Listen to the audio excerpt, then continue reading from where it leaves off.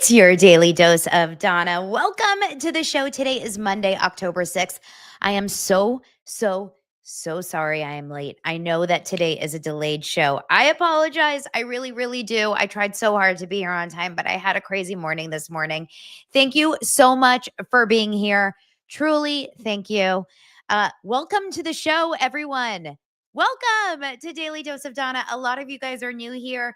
Saw a lot of new subscribers over the weekend. Appreciate you. Mary says, first live, always have to watch later. Well, welcome, Mary Kitay. If it's your first live, make sure to let me know in the comments. As always, I always want to say hello to those that are, breaking their, I don't want to be crude, but I don't know, breaking their virginity. Is that what we say? With Daily Dose of Donna. If this is your moment, this is your time. I am not punctual today. I am late for a very important date. But you guys are my very important date, and we're going to have fun today. We have a lot to talk about. I had to catch up on some shows. I had a crazy weekend, a very busy weekend. I will tell you all about it. Everyone, get your arms ready. Get your arms ready because we've got to sprinkler our way because we got to talk about all the things that people are saying about Taylor Swift. It's wild, okay? People are taking Taylor way too seriously is what I think, all right? That's what I think, but we'll get into it in just a second.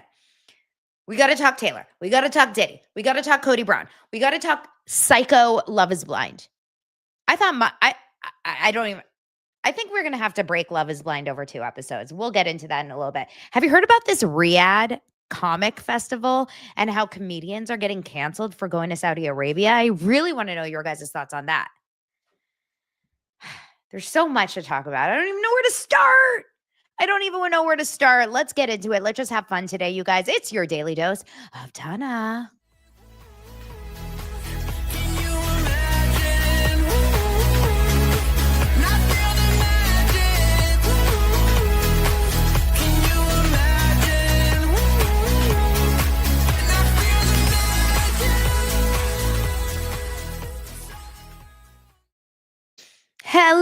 Hello. Welcome to Monday. I have sprinkled my way through this Monday. Well. What a day. Donna's been popping those cherries since Nam. Jeez, what does that even mean? I don't even think I was born then. Listen, I'll just say, I don't want to get into my sex life, okay? Can we just wait can we just leave that for Patreon? I'll tell you all about when I lost my virginity.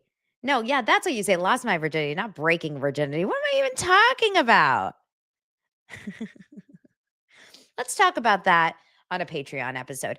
Those of you that subscribe to my Patreon, I didn't release a Patreon yesterday because I was the baseball mom of the week. I was baseball mom of the year, I should say. Oliver is in travel ball and Lance was working on Dancing with the Stars all weekend. So guess who had to drive Oliver all over Southern California this weekend? You're looking at her. Yes, we were in a beautiful place. If you're seeing the sarcasm, sorry, all of you that live out in, I thought it was Jurupa Valley, but apparently it's Yorupa Valley. Let me tell you, I saw places I've never been. I drove on freeways that I have never driven on here in America, in Los Angeles even. Drove many freeways, listened to many books, and that was all day Saturday. And then yesterday we spent the day in Chino Hills. Okay. So I am a supportive mother. I love watching my son play baseball, but I didn't have a chance to do Patreon. That being said, I will release my Patreon episode today, and it's going to be spicy if you watch my Instagram. Okay? So we're going to have fun with that one. We will talk about a lot. That will be out later. And sure, I'll tell you all about my virginity story. Okay? At UC Santa Barbara. I waited till college, unlike you guys. Okay? And I'm judging you. I just got a notification, the important notifications that come in, People Magazine notifications. Ilaria Baldwin speaks on her marriage. Big notification. Those are breaking news alerts. Ilaria Baldwin speaks on her marriage. She was spotted without her wedding ring. What does it mean? Is Ilaria going to be okay? Ilaria? I told Lance the other day because he was shooting her. Like he was doing a behind the scenes thing. I said, Lance, you can't call her Hilaria. Whatever you do, Ilaria. Can you imagine if Lance was like, Ilaria, I need you to stand over here, please. Ilaria. He's like, Donna, I can't. I can't call you Ilaria. I can't be like, Ilaria. Can you imagine? Everyone's like, Hilaria, and Lance is like, Ilaria, please. You should be like, how do you say camera? Ilaria, you need to stand. How do you say camera? Over here. I was like, do it. She'll get it. You'll speak her language. He didn't do it. Do you guys have a favorite for Dancing with the Stars this season? I'll tell you something. I've gotten more DMs about people getting tickets for Dancing with the Stars this season than I've gotten for anything. It's a hot ticket. People are really into Dancing with the Stars right now. Really into it. We'll talk about it. Okay. Where do we start? What show should we start on? Or what story should we talk on? Let's talk about Taylor Swift. Yeah. Taylor Swift has been called everything from this album, and people are not happy. People are not happy with Taylor. Now, I've seen people from all sides of the spectrum on the Taylor Swift arena. I recorded my reaction, and my reaction is that it's a solid That's how I feel. It's a solid The album, and you're not going to bully me out of this, okay? Because music is subjective, just like TV and just like movies and just like beauty and just like fragrance and food and YouTube, right? Everyone is allowed their own opinions. And I don't like when people yell at other people for liking or disliking music or anything else. So the only thing that we should all like, the only thing that I think every single person should like out there is the one thing that, everyone should agree are the Trader Joe's milk chocolate gummy bears. These, if you don't like these, something's wrong with you. But other than that, no one else is pizza. Like everyone else is going to like and not like certain things. Taylor Swift's music is you win some, you lose some. This is an Some songs, yeah, okay. And some songs are like, don't need to hear that one again. And I will tell you, I listened to the album probably 4 times, maybe 5 times all through, but I was in the car for many, many hours this weekend, and not once did I say like, I'm dying to play Taylor Swift again. Does that make sense? Not one part of me. And I really don't feel like that's a very good sign. I'm not a diehard Swiftie, and I think that that's going to prove kind of concerning, I would say. But what I think is very interesting is what a lot of people are taking from the album. Here's where I think is like the most interesting takeaway. I saw some TikToks last night. I don't know. I found myself on not happy with Taylor TikTok from Swifties. So it's one thing if people are not happy with Taylor and they're not real Swifties. But if you find yourself to be a massive Swiftie and you're not happy with Taylor, now that's where you are in trouble. And I found myself on TikTok last night. And what happened is I found myself in a what's it called? like a pattern of finding myself on these people that are like, I have supported Taylor for 15 years. I've gone to every single one of her shows. I've gone to every single one of her, I've listened to every single one of her albums a million times. I've bought every single one of her, you know, things. And I'm the biggest Swiftie ever. Da, da, da, da. I do not find anything in this album, up to snuff. It's not for me. And that is where I find, the most interesting of it all. This is the one that I saw last night that I think will be interesting for you guys to see. There's a lot of TikToks that I found kind of fascinating from Swifties, but I'd be curious to hear your guys' takes. Now, we can go down the path of people saying, oh, this is so MAGA coded. Oh, this is so trad wife coded. Oh, this is so like she's acting like a 10-year-old that has a crush and she's being very like sexual, talking about wood. Okay, all of that, fine, whatever, if you want to. But this is what I think is kinda interesting. Let's watch this. This is from I don't follow him, I don't even know him, but he just showed up in my TikTok algorithm. JJ Green 1313. I think he's a huge Swiftie, and this is what came up for me. If my internet decided that it wanted to work, which it was working 2 seconds ago, but it just wants us to wait and just give it a second. So The Death of a Showgirl, The Life of a Capitalist. That's what I think this album honestly should be called. I have been a Taylor Swift fan for an incredibly long time, right the way back to debut. I've met her, been to every tour, bought every album. I've been a big fan the whole time. And I'm sure I'm going to get called an absolute hater by some people because I've dared to express an opinion that criticizes their love and idol. However, this album to me is incredibly problematic. I've woken up this morning to see that we've already got the dressing room version, the going out for a walk version, the sitting on the toilet version of various different songs. And this comes back to a point that I have been raising that is really, really irking me. For a long time now, Taylor Swift has released various different variants of albums. She has released theatrical releases around the Eras tour, and those have all been optional things. However, more and more in the comment sections at the moment, it seems to be going down the route of course you didn't understand the concept of the album. You didn't go and see the film. Of course you don't understand the concept of the album. You didn't read the poetry across the 6 vinyls. Of course you didn't. You didn't go and listen to the podcast, that Footballers podcast. You didn't tune in and do XYZ.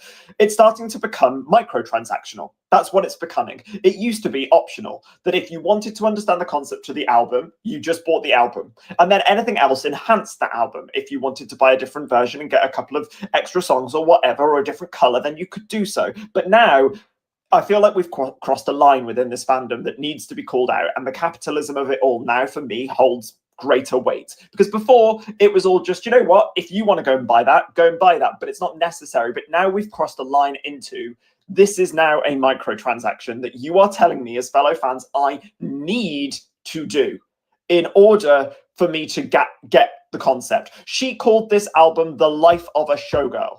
She put Showgirls on the promo. She put Showgirls on the cover. She didn't release a single, and then people pre-ordered the album. It is not a stretch at all for people to have believed that that album was going to contain references to being a showgirl, both sonically and lyrically, that we were perhaps going to see songs like I Can Do It With a Broken Heart or The Lucky One, for example. But instead we got, this is one of the albums of all time, isn't it? You know, whatever it is. But the fact that people are now saying, oh, but to truly understand it, you have to go and see the film. No, I'm not going to go and see the goddamn film. I'm not going to pay for an album and then go and do a microtransaction to go to the cinema to go and watch a film to try and understand the album that I've already paid for. This is not DLC. This is not downloadable content. Do you know what I mean? Like, this is getting obscene at the moment. It's like you can't just listen to the music. And that's what I was getting so frustrated about. I made my little video and everyone's like, no, you're just not listening to it enough. You have to keep listening to it. It will grow on you. Well, I'm sorry. Since when are albums funguses? Fungi? I don't want my music to be like like herpes. I don't want something to grow on me. I want something to get me from the start. I want to like turn on a song like Baby Baby Baby from not Baby Baby, that's like a TLC song, but like Baby from Justin Bieber, and I want I want to like turn it on and like hear whoa whoa whoa whoa doo doo whoa whoa whoa whoa doo doo, or like please, please, please from Brittany, from Sabrina Carpenter. Like those hits, right? That you hear. And here's where she messed up. And I think that this is a big issue is that she should have released the single of Opalite. She should have gotten us super excited about one or maybe two singles before the album came out. That's what I think. Because then when the album came out, you were like, yeah, this is the jammer that I was excited about. The singles on the jam. Okay. So that was a really good point because I'm in Yoruba Valley, if I say it right. Next year in Yoruba. I'm in Yoruba Valley in the middle of God knows where, a baseball field with a full bar in the middle of it. That was an interesting experience. Little league with a full bar. Okay. Whatever, Yoruba. And while we're sitting there, I get a I get a text message from Molly and Zach. We're on a group text message group. If you want to know what it's called, we'll probably be canceled. And so Molly sends a text and says, what? Taylor's coming out with a new album? What is this, bonus tracks? And I was like, wait, what? The new album came out 4 seconds ago. And sure enough, she's coming out with an acoustic version of this, an acoustic version of that, an acoustic version of that. But read the fine print. I'm sitting next to my friend Doug, who works in the music industry. And he already told me that I'm wrong about Taylor Swift's album. He says it's a genius album. It's amazing. You just have to listen to it more. I said, no, stop telling me how and when and how much and how many times I have to listen to my music to enjoy it. Doug. Right? But then she's telling me, no, you have to, he goes, look at the fine print. It's only on CD. I said, so now I have to buy a CD player? Because raise your hand here if you own a CD player. Those all went away in my garage sale in 2014. Who has a CD player? My computer doesn't even have a CD player. Who has a CD player?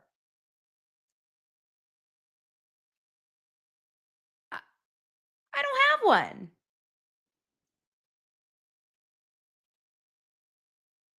Micah's got it. Who the fuck owns a CD player? So now she's, you know what? People are worried about Big Pharma. I'd be worried about Big Best Buy. She's got to deal with Best Buy because she wants us to go to Best Buy now and buy a CD player. Do they even sell CD players? It's a conspiracy, I tell ya. She's in with Sony or Samsung. I'm surprised she doesn't have a business out there called Taylor CD players. So there's something going on. There's something going on. Something out there. Now, the movie industry is dying a very, very strong death. And I know this because 50 Cent posted it. Hollywood is dying. 50 Cent posted it, but I had read it before. I mean, 50 Cent is kind of where I get my news these days. And he's pretty on it. He actually really liked Taylor Swift's album, shockingly. But 50 Cent is an amazing follow. I don't know if you guys follow him. I will show you guys what he just posted today. And I talked to Lance about it because Lance and I, of course, Lance's business is Hollywood, and it really matters because in addition to Dancing with the Stars and being a camera operator, he rents out camera gear for all the like local productions. And this is interesting. He did say that LA entertainment economy is looking like a disaster movie. And this is a Wall Street Journal article that actually came out just last week. And it's so true. And I know who to blame. And it's the same person that Spencer Pratt blames. And I'll leave it at that. And you guys can deduce whatever you want from that.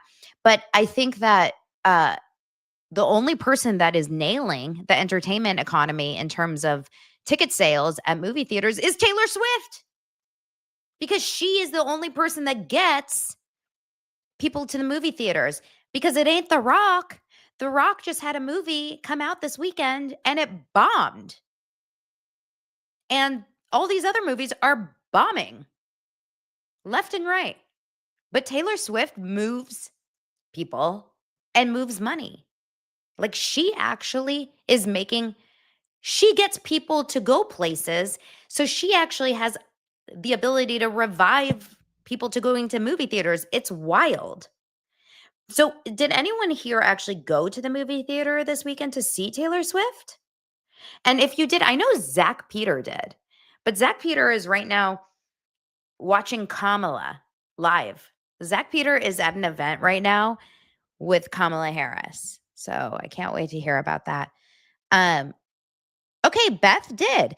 Beth Maldonado did go to see Taylor. So can someone tell me how it was, and did it make you see Taylor in a different light? Like, do you feel like you learned a lot about the album? And I want to know. 50 Cent is great. 50 Cent is great. Yeah, 50 Cent said, Taylor Swift shit is popping right now. She shout me out. She don't shout you out, LOL. This is for big timers only. 50 Cent action. Wait, I'm the only shout out on the whole album. Look at that. I didn't realize that 50 Cent, did 50 Cent get an actual shout out? I don't remember that. Do you guys remember that? Interesting. Yeah, 50 Cent is he's a fun follow. Okay, that was a little bit of a tangent about Taylor Swift. You know, Taylor Swift got asked about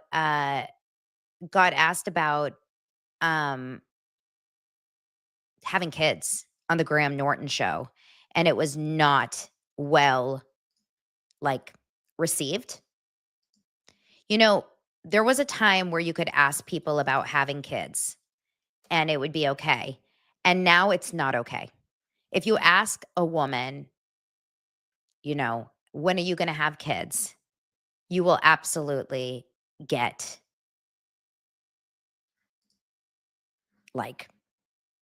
you'll get canceled, I think. I think that's actually what happens. Not canceled, but you're going to get treated like a horrible person.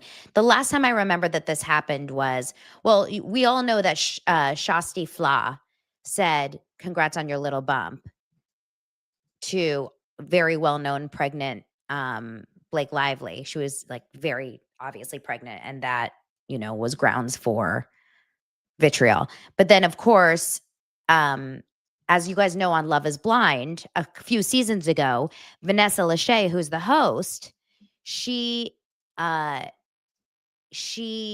remember a few seasons ago on the reunion, when I had the best time covering Love is Blind 2 seasons ago. I think it was 2 seasons ago. Vanessa Lachey was so unhinged 2 seasons ago on the reunion. I think she was, I don't know, this is alleged, but I think she was hammered. I think she was drunk. She was just so wild and out of control on that one reunion. And so she went to all the girls on that one reunion. She was like, when are you having babies? When are you getting pregnant? When are you getting pregnant? Are you getting pregnant? Are you pregnant? When are you getting pregnant? You having babies? It was so awkward. That was also the same reunion that they tried to do it live. Do you guys remember they tried to do the first ever live reunion of Love is Blind on a Sunday night? We were all just sitting there on Netflix and it was just a black screen. And then they couldn't do it live. And then 3 hours later, they aired a bit in piece and it was totally off.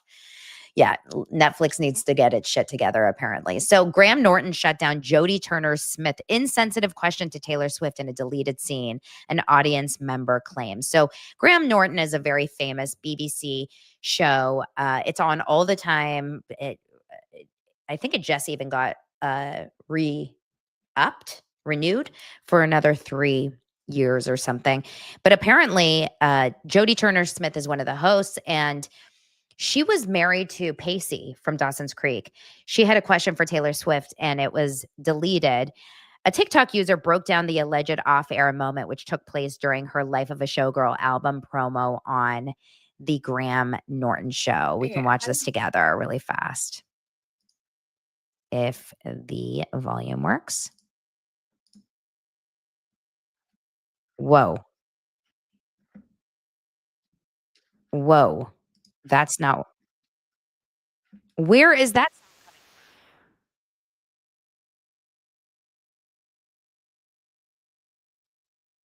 Oh my god. Did you guys hear that? Wait, that was crazy. Hold on. I heard it in my ear. Give me a second. That was very strange. Hold on. Um, let's see if I can get it. If not, we can just move on from it. Here is a picture of all of them. I had another TikTok video playing in my ear about like vaginitis, I swear. This is a picture of all of them. And this is Jody right here. And Killian Murphy was also there, and a few other people were in the same conversation. Now, I don't know. I mean, it is an uncomfortable moment. The Swiftie claimed over the weekend that there was a part when Graham was talking to Taylor about the upcoming wedding to Travis and planning it, and Turner Smith asked Swift, "And what about babies?" The Grammy winner appeared to think she was referring to young wedding guests. She went, "Oh no, no under 18s are coming, just adults." I feel like that should have been the end of it, but it wasn't, is what the social media user recalled. And the fan then claimed that the host, Jody, said, "No, no, I mean, are you going to have babies?" Then Graham Norton allegedly stepped in and was so on top of it that the conversation quickly moved on. The TikTok user was not surprised that the moment got cut from the show, remembered instantly. He went, "That's an off-camera conversation to have." And then it explains that she, the host, became a mom and co-parents with Joshua Jackson. I don't know, you guys. What do you think? Is that an appropriate question to ask? Is it not? Are you allowed to ask women, when are you having babies? Is that totally not right? I think, look, it's a really, really uncomfortable question to ask a woman or a man. I think men get probably asked, and it wouldn't be as big of a deal if someone said, like, "Hey, so you planning on having kids?" But it is a weird thing to ask a woman. Um, I do also remember seeing an article at some point this weekend that someone did refer to a question of some sort. Maybe it was on page six's Instagram, where someone referred to a question like, are you going to be done creating albums now that you're going to get married and like have a family? Which is a disgustingly strange. Yes. Hold on. Is it right here?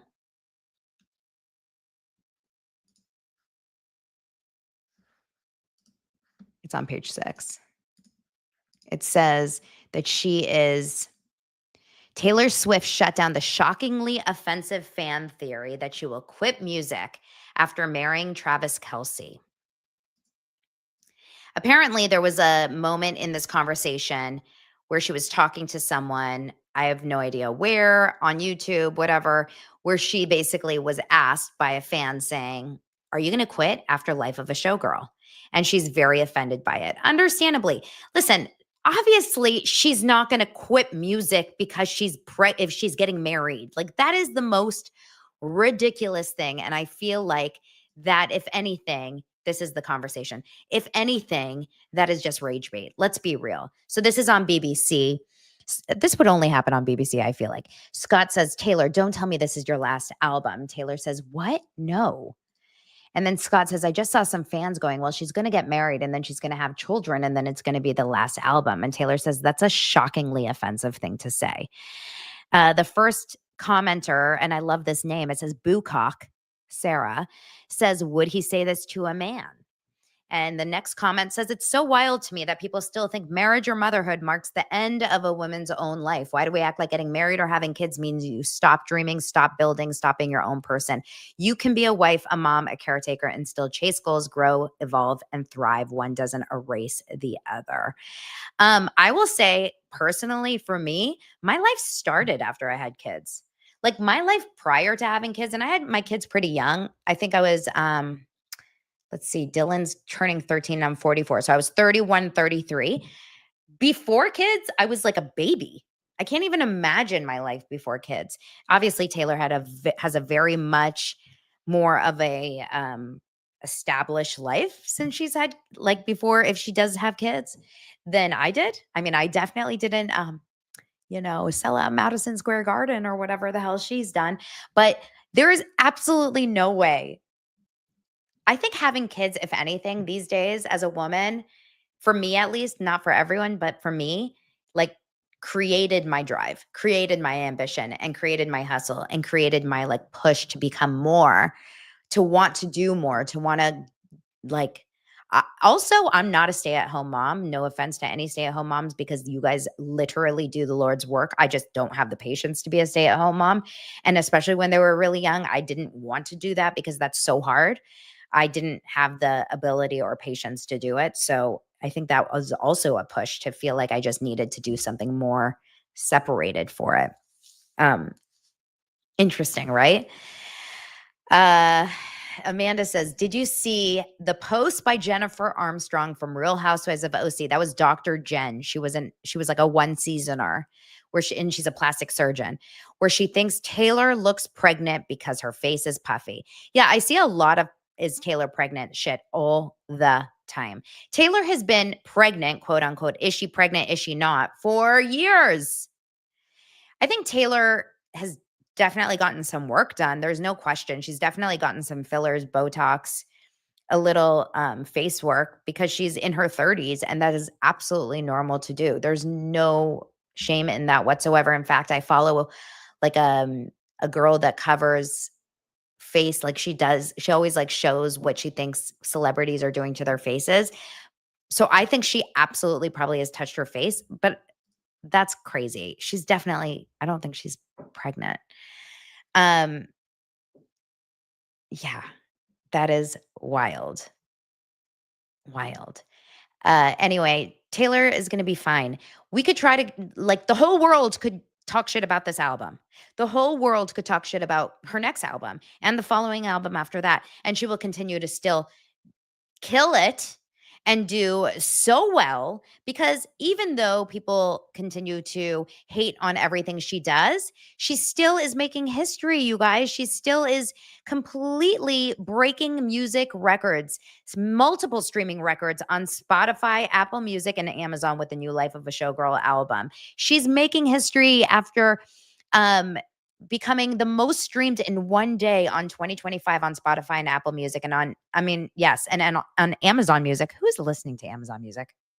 Guys, the people that are listening, this is a sweeping generalization, but the people that are listening to Amazon Music, I'm just going to say it out loud right now. I'm saying what you guys are thinking. The people that are listening to Amazon Music are also listening on CD players, right? I think so. Don't you guys think? Like, for sure. It surpassed her own previous album, The Tortured Poets Department. Taylor Swift could release an album of her cats meowing, or of her dog. She doesn't have dogs, but like of her sourdough bread, kneading her sourdough bread, and it would go to the top of the charts. I'm not worried about her for a second. She could sell pieces of her hair and still become a gazillionaire. She's fine. She's fine. She's fine. Oh my God. Miranda says, what about Pandora? I just saw. What about Napster? Is she killing it on Napster, that Taylor? Just wondering. Micah says, negative. Amazon Music is only the people using up their free trials from buying on Alexa. Alexa, play. Sorry for all of you guys that have an Alexa. Okay. So some of you guys do have unlimited music on Amazon Music? Not Apple Music? Sorry, Kenny, you do have a CD player in your car. I'm so happy that you do. If I had a CD player in my car, I would go to like Amoeba Music and all the old school CD like stores, and I would buy the Romeo and Juliet CD soundtrack and Sarah McLachlan Building a Mystery, and I would just rock that shit so loud. Fiona Apple, I've been a bad, bad girl. Oh my God. I like see the 90s in front of me. I love it. And then I'd like take her kids away, but like secretly I'd want to like smoke a cigarette. Just like rock out to the Cranberries. Ah, feels like a dream. Okay, TX Katarina Sarah says, I'm offended. I have Amazon Music Unlimited. I didn't know. I didn't know. Sorry. I love you guys. Let's move on to our next story. But before we do that, do you guys know that this week, Daily Dose of Donna is brought to you by my favorite blanket in the world that always gets stolen from my couch because Dylan, my son, steals my Lola blanket. Dylan is obsessed with my Lola blanket, but my Lola blanket is mine. And it needs to stay on our couch because every morning when I wake up to drink my cup of coffee and it's still dark, I need to wrap myself up in that Lola blanket. It's the best thing ever. If you don't know what a Lola blanket is, it is the softest, most amazing luxury vegan faux fur blanket ever. It has a signature 4-way stretch. It's machine washable. I wash it all the time because, hello, I have 3 dogs now. I'm that woman. Double hemmed for durability, and it stays flawless. No pilling, no shedding, even after repeated washes. I've washed it like 5 times, and it's exactly in the same condition as it was when I got it. One of them instantly elevates your space. It's unbelievably soft, beautifully designed, and it makes your home feel cozy and curated. I discovered Lola through Instagram. Now I see them everywhere and I tell everyone about it. Everyone that comes over to my house is like, where'd you get this blanket? Lola Blankets has over 10,000 5-star reviews, and once you feel it, you'll know why. I have the large. It's perfect for cozying up solo or with someone else, and you guys can get 35% off your entire order at lolablankets.com by using code DailyDose at checkout. Just head to lolablankets.com and use code DailyDose for 35% off, and after you purchase, they're going to ask you where you heard about them. Please support Daily Dose of Donna and tell them I sent you. Wrap yourself in luxury with Lola Blankets. I'm telling you, you guys, they are the best. I'm going to buy myself another one because as we come into the colder months, like we fight over them in my house. We fight over them. Nancy says we have 2 of them, softest blanket in the world. They're so good. Okay. Let's talk about Diddy. Diddy got sentenced to 4 years and change. Did you guys hear about this? This happened right after the end of our show here on Friday. I am not happy about it, but I'm okay with it. It's not enough. I feel like it should be more, but as you know, they were trying everything. They were pulling everything out of their trench coat, the defense to, make him sound like he was just this like, oh my God, he's the most amazing person in the world. And he does not deserve a long sentence. And he's so wonderful and this and that. And he needs to get out and he has a speaking engagement next week. And he's so wonderful. But the truth is, Diddy needs to serve more time. He may not be charged with all the racketeering and RICO and and all the criminal offenses, but like he's still a POS and he has treated a lot of people very badly. And we all saw with our own eyes the way he beat the living crap out of Cassie. So I am okay with him being in prison for 50 months. I wish he could be in for more, but his lawyer, Mark Agnifilo, is already vowing to appeal the sentence while also criticizing the judge. So on Friday, right after he was sentenced to 4 more years in prison, Mark Agnifilo, his defense attorney, spoke to the reporters outside and took aim at the 50-month sentence handed down by the judge, saying the judge acted as a 13th juror, one that we did not choose. He second-guessed the jury's verdict. They had requested that the judge sentence Combs to no more than 14 months in prison. But of course, he got more than that. He will get credit for the year he has already spent behind bars. So he's going to serve an additional 36 months in federal prison. So actually, he's only getting 3 years from now. Okay? 3 years. He told reporters that the sentence will be appealed and said that Romanian used coercion as reasoning for the length of the sentence. The jury's verdict was resoundingly clear. There was no sex trafficking. There was no racketeering. Everything was consensual. Really, I'm sure everything in his life was consensual. Sure, Jan. Everything was adult, which is why he was convicted only of the prostitution offense. Agnafilo's comments are a departure from the praise he would previously heaped on Subramanian following the high-profile trial. Earlier, he has said that the judge was very fair and he worked remarkably hard to give us a fair trial.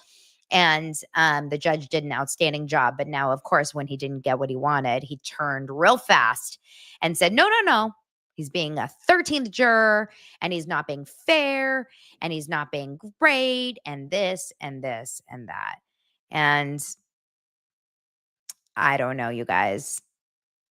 I'm not happy about him. I really am not. I'm not going to be happy when he comes out of jail and he's going to be walking among us. And like, I really hope that Diddy is not going to be hanging out at like the award shows and like loved on and like, oh my God, he's back.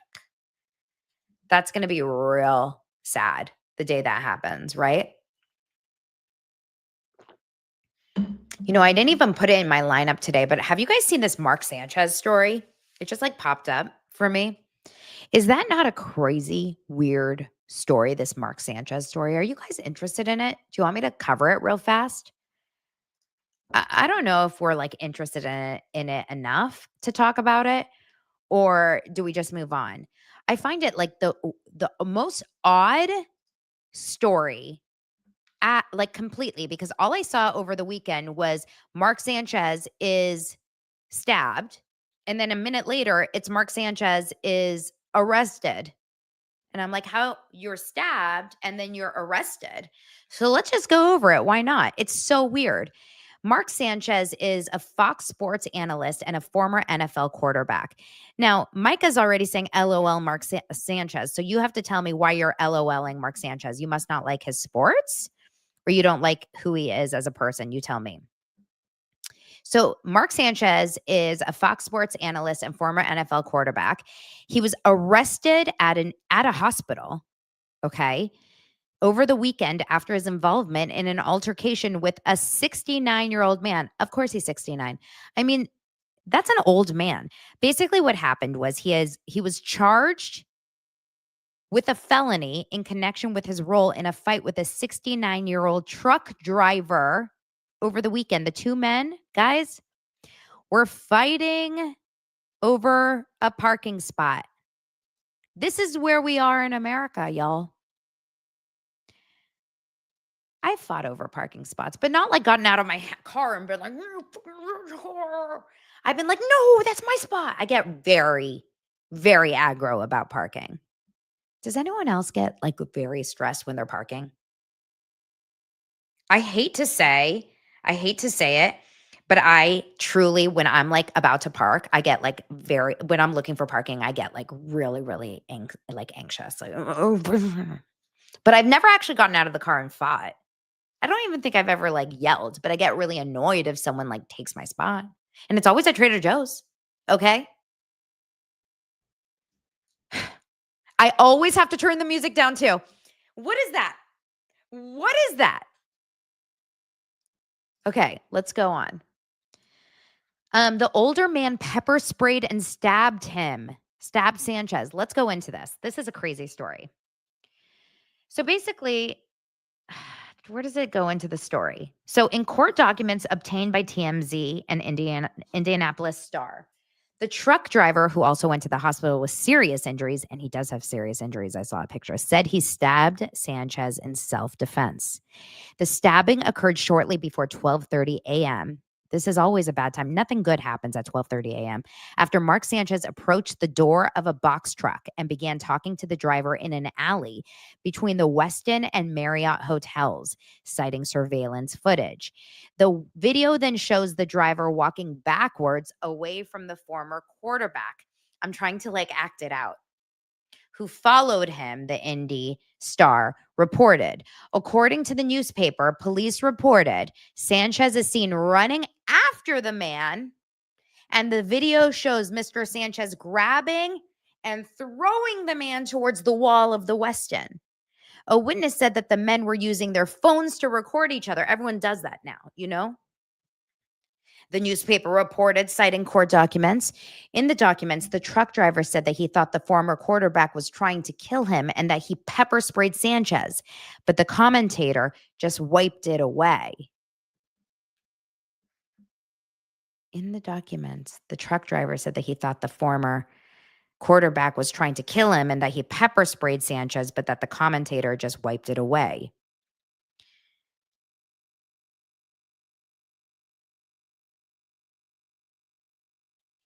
So then it says Sanchez initially faced 3 misdemeanor charges: battery with injury, unlawful entry of a motor vehicle, and public intoxication. So he was also drunk, and was arrested at a hospital where he was being treated for stab wounds. The battery charge was upgraded to a felony. I don't care who you are. I don't care what you do for a living. I don't care where you live, Bailey told reporters on Monday, October 6th. If you come into our city, commit violence, we will use all the tools that are at our disposal to hold you accountable. Who is this Bailey? Who's Bailey? Bailey is Police Chief Chris Bailey. Oh, Police Chief is throwing down. Police Chief knows what's up. So I feel like we're missing something in the story. Do you guys not? Like something? Oh, okay. Hold on. Let's look here. Oh, I don't want to show you guys a video, but the truck driver is severely injured in this picture. It's bad. Should I show you guys the picture? It's real bad. Okay, Green Eyed Lady says you're missing a lot on the story. So tell me more. Let me go to this New York Post. Do you guys want to see the picture? I don't know if I should show you. Let me see if I can get more of the story. It says the Greece truck driver who stabbed Mark Sanchez is now suing the ex-Jets quarterback, saying he was left permanently disfigured by the alleged attack. His name is Perry Toll, and he filed a lawsuit against Sanchez and his employer, Fox Sports. Wow, his employer. I'm surprised how he could do that. For punitive and compensatory of damages following the alleged violent attack. How can he sue the employer? He wasn't employed at the time. Okay. The lawsuit alleges that Sanchez appeared intoxicated when he instigated an altercation with Toll, who was parking in a loading bay in the alleyway while collecting grease from nearby businesses. Okay, so this guy was just doing his job, collecting grease at 12:30 in the morning. That's his job. Late at night, he has to collect grease from the alley at night. And then Mark Sanchez just happened to instigate a fight with him in the alleyway. Look, there's surveillance cameras, so stuff is going to happen, okay? And then Mark Sanchez instigated a fight and started beating the crap out of him. I'm going to go real fast through the next picture so you can see how injured this truck driver is. And remember, Mark Sanchez is a big, big dude. Okay, are you ready? Are you ready for it? That is not like he's injured. This is an older man and he's a truck driver who was working. And look at him. You guys, that's real bad. Real bad. It says he suffered significant injuries to his head, jaw, and neck in the ensuing fight, which allegedly saw 6'2", 230-pound Sanchez body slam Toll to the ground. Then he turned his own knife on him. Sanchez turned Toll's own knife on him, stabbing the truck driver through the cheek and cutting his tongue. Oh, God. And then he also alleges Sanchez's employer knew or should have known about Sanchez's unfitness as an employee, propensity for drinking, and harmful conduct. Okay, guys, just without knowing a lot, I am not on Sanchez's side on this one, guys. Poor truck driver. That man got beat up. That was not cool. And it's all on camera. That is crazy. I don't know what in the world could have caused that kind of anger and rage. But it sounds to me like Sanchez, uh, that Sanchez, what I'm getting text messages from Zach. This is fun. Sounds to me like Sanchez was pretty aggressive. Okay, let's go on to our next story. Yes, Don says just trying to do his job in the middle of the night. Poor man. Yeah, that's awful. Mark Sanchez, you're done. Speaking of getting canceled and being done, let's talk about, I'm saying it right, I hope, Riyadh. Riyadh? Someone just give me a thumbs up or a yes in the comments saying Riyadh, right? There is big drama around this Saudi Arabia comic festival called Riyadh Comedy Festival, and a bunch of very successful comics from America that you all know that are going and being part of this comedy festival, and people are not happy about it because, as you guys would probably understand, Saudi Arabia, there's a lot of moral issues about going to Saudi Arabia, considering Saudi Arabia. So basically, the roster, this festival that runs in Riyadh, runs between September 26th through October 9th. So it's almost over. And the roster includes some of the biggest names in comedy: Dave Chappelle, Louis C.K., shocking that he's still around, Jimmy Carr, Kevin Hart, Sebastian Maniscalco, Aziz Ansari, Andrew Schultz, Whitney Cummings, and Hannibal Buress, and Pete Davidson, and more. There's a lot of people that are talking about it, and there's a lot of angry people about it. And for example, just this last weekend, or September 23rd, on Theo Vaughn's podcast, Theo Vaughn asked Pete about the festival. And he said, hold on, let me get the clip here. He said there's a lot of people that say people are getting paid by this Middle Eastern money, right? And that they can say this or that they can say that, or that they are over there, that they're trying to influence you guys in order to speak certain ways, Theo Vaughn said. Are you part of that conspiracy theory, or is that nothing you're on? I've heard there's subreddits, Pete says. I've heard there's subreddits of like, I think all these people are in bed with that. I just, I get the routing, and then I see the routing. And then I see the number and I go, I'll go. I've been getting a little bit of flack just because my dad died in 9/11. So they're like, how could you possibly go there? Because 15 of the 19 hijackers, you guys, on 9/11 were Saudi nationals. And lawsuits have alleged links between the Saudi government and the attackers. So it feels a little bit of a backwards issue that you would take money, this is my personal feelings, take money from, the Saudi government, terrorists that basically attacked America when they, killed your dad.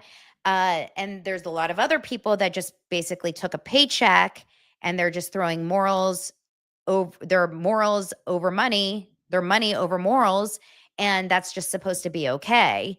It's just interesting these days what certain people get canceled for versus what other people just kind of throw under the bus. Now, some people are not having it, right? Some people are not having it and are really upset. Of course, there are some people like David Cross, who was, of course, one of the actors on Arrested Development. I can't remember his character's name now. I always remember Job. That was Will Arnett. What was David Cross's name on that show? You guys will tell me. And there's a lot of other comedians that are standing up and saying, like, what the F? Because the paycheck was so big and it is so expensive.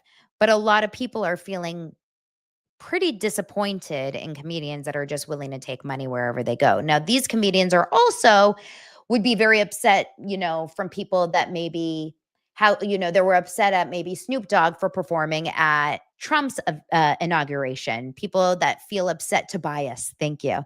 Tobias, that was David Cross, that are upset about people that would take money from the political party that they don't want or perform in a country that they don't support. So these things are very, very challenging to kind of navigate. It kind of comes down to what your personal opinion is. I think it's an interesting story. Now, it was talked about here a little. I have a little video of different comedians reacting to the news. Let's pull it up. This is on TikTok. NBC News kind of put together a little compilation of comedians reacting. It's good. I admire that. Then they doubled the bag, and I was like, but I'd already said no. I took a principled stand. Yeah, against Saudi Arabia. I mean, how do you even promote that? I've been getting a little bit of flack just because, like, my dad died 9/11. So they're like, how could you possibly go there? In the world of comedy and controversy, an amazing show, an amazing crowd. Tonight, some big comics drawing a line in the sand and blasting some big names scheduled to perform at the ongoing Riyadh Comedy Festival put on by Saudi Arabia. The bill reads like the who's who of comedy, the likes of Dave Chappelle, Kevin Hart, Aziz Ansari, Pete Davidson, and Louis C.K. And on the podcast circuit, some comedians are talking about how much they say they're being paid. They're paying me $375,000 for one show. Now, a lot of other people are getting $1.6 million. But with the money comes censorship rules. Otsko Okatska saying she declined the invitation and posted a screenshot of stipulations. The Kingdom of Saudi Arabia, the royal family, and any religion are off limits. NBC News reached out to Saudi event organizers but have not heard back to independently confirm the rules. Tim Dillon joking about Saudi Arabia on his own podcast.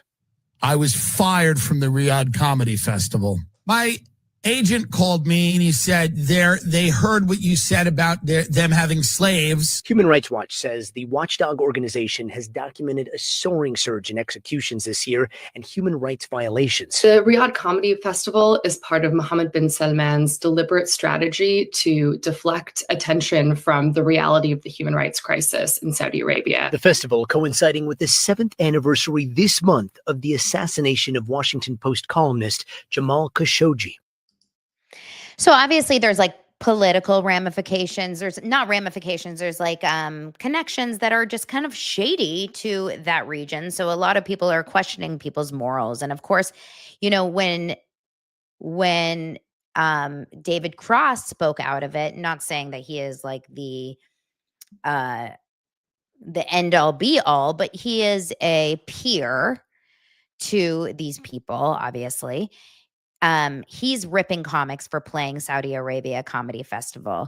He says, he posted on his site last week and he said, I am disgusted and deeply disappointed in the whole gross thing.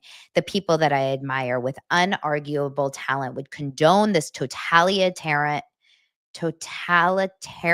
fiefdom. Fiefdom? How do you say that? For what? A fourth house, a boat, more sneakers? He added, these are some of my heroes. Now, look, some of you folks don't stand for anything, so you don't have any credibility to lose. But my God, Dave and Louie and Bill and Jim Carr, clearly you guys don't give a shit about what the rest of us think. But how can any of us take you seriously ever again? All of your bitching about cancel culture and freedom of speech and all of that shit, done. You don't get to talk about it ever again. By now, we've seen all the contract you had to sign. You're performing for literally the most oppressive regime on earth. This is truly the definition of blood money. Your hypocrisy will never not be noted. And then podcaster Mark Maron said of the festival, I mean, how do you even promote that? Like from the folks that brought you 9/11, 2 weeks of laughter in the desert. Don't miss it. So it's obviously like a very contested situation. Half people are okay with it and half the people are like, this is a line in the sand. You know, not to be like pun intended, I guess, a line in the sand.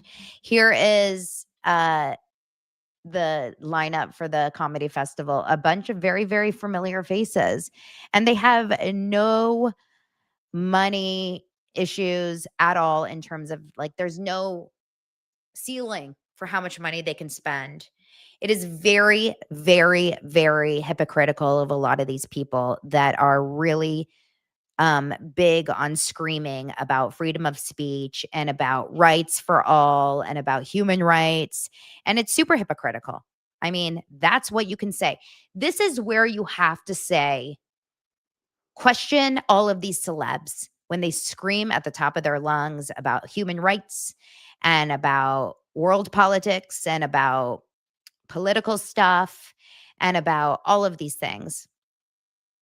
I think it's really, really important to question everything a celebrity does. Whenever a big celebrity makes a stand politically or a moral choice or tells us what they should and shouldn't believe in, I say, thank you, next. Thank you, next. Thank you, next. I don't care because clearly if you get paid enough, you will change your mind. You will do whatever needs to be done. It doesn't matter. It doesn't matter. And ultimately, at the end of the day, popularity, I should say, you know, your paycheck matters. That's what matters. Like, what's going to buy you your house? I'm sure $1 million sounds a lot better than feeling like a good person for the hour. That's what I feel. So just remember that about all these celebrities that everyone looks up to so much, and everyone's like, oh my God, please say this, when you're like watching them on stage, like, say it, please put it on your Instagram. It would make such a difference to me. It doesn't matter. They're all bullshit. Okay. Let's move on. Before we move on, I want to remind you guys that this week is also brought to you guys by my favorite neck product, and that is GoPure. Okay, GoPure. This is what influencers do. GoPure. You guys can get 25% off GoPure, and let me share with you guys all about GoPure because we spent so much time caring for the skin on our face. But what about this right here, our neck? Fall is here, and it's the perfect time to give your neck and chest the care that they deserve. Even as temperatures cool, this delicate area is still often exposed. Whether you're layering up with open collars, cozy knits, or V-neck sweaters, the neck is still one of the first places to show visible signs of aging. And that's where GoPure Beauty's Tighten and Neck Lift Cream comes in. Designed to be the hero of your fall skincare routine, this powerful formula is packed with clinically proven ingredients that visibly firm, smooth, and rejuvenate the skin on your neck and chest in as little as 4 to 8 weeks. See, I don't need to go to Riyadh. I'm just here in my chair getting freaking firm, okay? I don't need to go anywhere. I'm just feeling beautiful. I'm feeling nourished and strengthened and lifted and youthful. And so should you, okay? And this is cruelty-free, paraben-free, and sulfate-free. So you know you're giving your skin clean, effective care without the harsh chemicals or compromises of the sandy Riyadh desert. With over 1 million jars sold, this beauty secret is no longer a secret. For a limited time, our listeners get what is the deal? It's 25% off GoPure with the code DailyDose at GoPure.com. GoPure.com. Just head to GoPure.com. Just use code DailyDose and you're all set. Tell them that you found me, that you found it through Daily Dose of Donna. And it actually smells like a spa. It smells lovely. Thank you, GoPure. Thanks, Christina. Okay. Did you guys think this was too much? Am I like rubbing myself too much? Told you I was going to talk about virginity later. Okay, let's move on.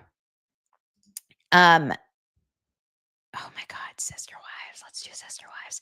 You guys, I still didn't watch Special Forces. I know I was too busy with baseball and building a freaking bookcase. Sister Wives, all I can say is that, hold on. This week on Sister Wives, Mary went speed dating. Christine and David moved McKelty somewhere. Did I pay attention? No. But they drove through hurricanes and hail, and I think I fell asleep. And Cody and Robin are deciding to move out of their purple princess palace. But also, we found out that Cody has a love language, and it's, you guessed it, touch. Guys, we can't. Cody, we finally got the episode where Cody said, Danny says, my heart feels healed when this music comes on. We finally got the episode when Cody does, I'm a naughty boy with Robin. And he looks like the Grinch. I'm telling you, I have a visceral reaction to the show. I have to watch the show with Claritin and Zyrtec nearby because I start breaking out in hives. Cody does something to me that is not good. Like, there's nothing about this show that is sexy. This is the opposite. You know how, like, they say for men, if you don't want to be turned on, you're supposed to, like, think about your grandma kissing you. Think about your grandma kissing you. Think about your grandma kissing you. You know what I do? I think about Cody and Robin. I think about Cody and Robin. I think about Cody and Robin. And I think about Robin in one scene wearing a bucket hat. Okay. I think she had a bucket hat on one moment here where she was walking through Coyote Pass. The day that they sell Coyote Pass, we're having a party. We're having Dosers Live. Okay. Dosers Live, the annual second Dosers Live is going to be the day that Coyote Pass gets sold. Because Robin was walking through the fields of Coyote Pass saying, like, I bring all my positive energy here to go through Coyote Pass and just like wanting this place to be sold, to just like for us to live here. And I swear they were trying to do some sort of like a Sound of Music moment, because I mean, I kind of like don't really watch Sister Wives. It's just in the background while I do other things, but I feel like you don't have to watch the show to know what's going on, right? It's one of those shows, it's Days of Our Lives. You can put it down for 18 seasons and come back and they're still on Coyote Pass. You don't miss a lot.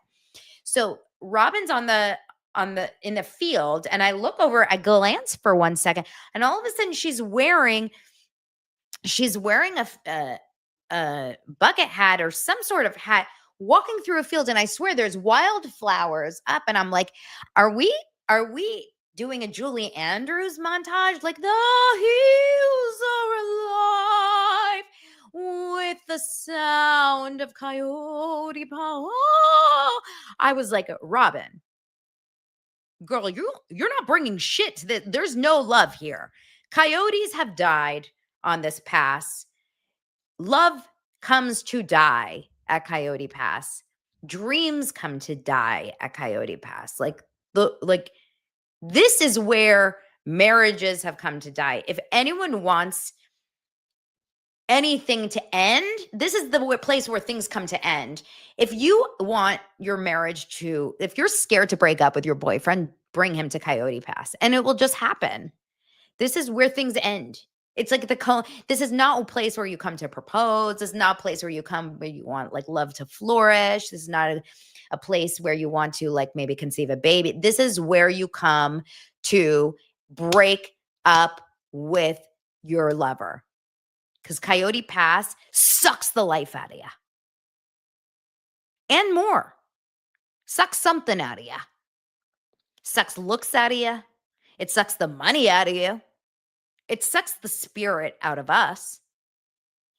Coyote Pass it's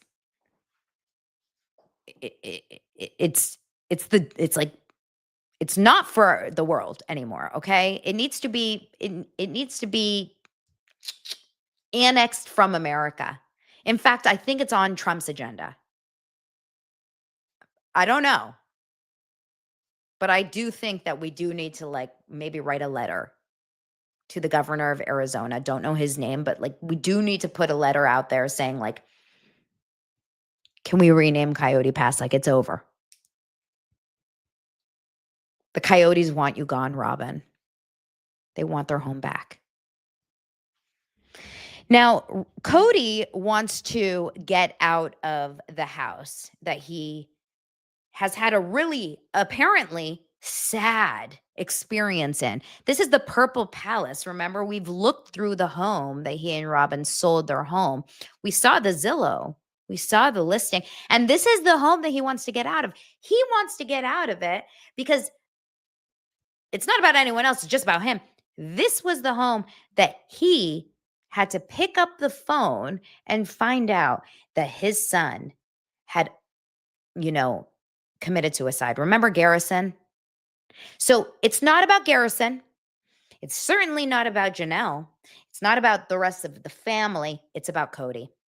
I can't live in this house because I had to pick up that phone call.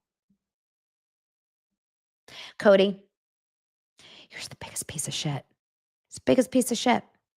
But it doesn't matter because it's all about Cody. Cody also discovered something else. He discovered through an experience with Robin that touch is his love language. What does that mean?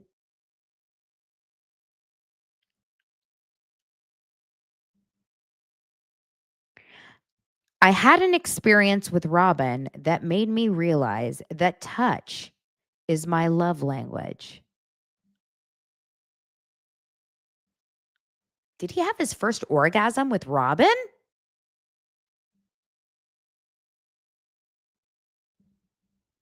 Is anyone else confused by that sentence? Did it take him 46 kids to figure out that he likes to be touched? I could have told you that. I can tell you what your real love language is, Cody, and it ain't touch. It's being told that you're amazing.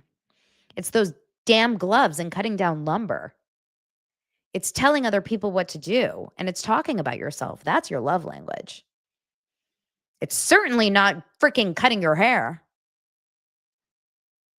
Mary goes on a blind date, speed dating situation with quite possibly the creepiest men I've ever.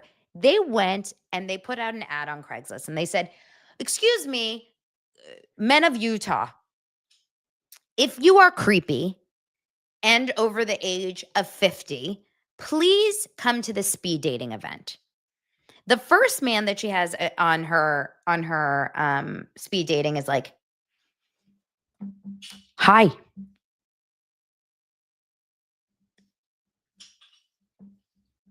And that's it. And she has to be like, "Have you been married?" And he goes, "Yeah."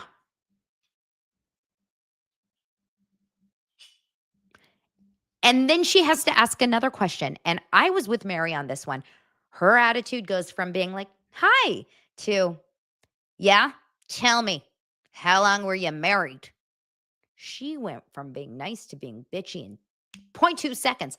I felt like I was, Janelle and her sister wives. You remember they had a contentious relationship? I felt bad for that guy by the end of that date because when Mary's pissed off at you, it went back to the seasons of the wet bar.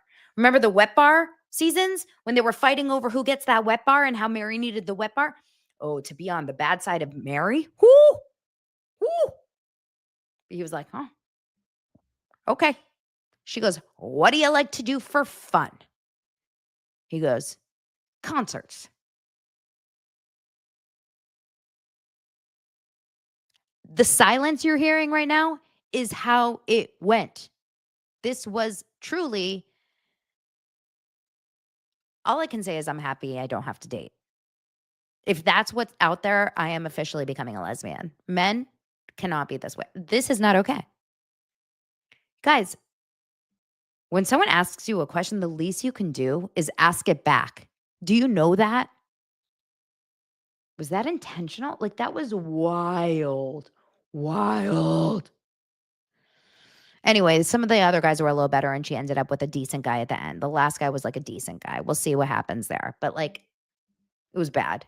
And then the other storyline was that McKelty was moving to North Carolina. At the end, they drove through some sort of like hailstorm. And they were like, "Oh, we have a hailstorm." And it's like next week on Sister Wives. Okay, great. It was fun. we are going to talk about very briefly. Here's what I'm going to do about Love is Blind because this is a long episode. Here's what I'm going to do about Love is Blind. I'm going to give you guys one more day to finish these 6 episodes. Got it? But I need you guys to do this because tomorrow I'm doing a whole recap. Love is Blind Season 9 is phenomenal TV. Do you hear me? Phenomenal. All I'm doing right now is I'm introducing you to the show. By tomorrow, you have homework to watch 6 episodes. It ain't a lot. You can do it. Apparently, there's new episodes out on Wednesday. That is not too much. We have great couples. And when I say great couples, I don't mean that they're great for each other at all. I just mean they're great couples. You know what I'm saying? You know what I'm saying? They are everything we want. They are bad for each other. They are oversharers. They are uncomfortable. They are no chemistry. They are like awkward AF. They are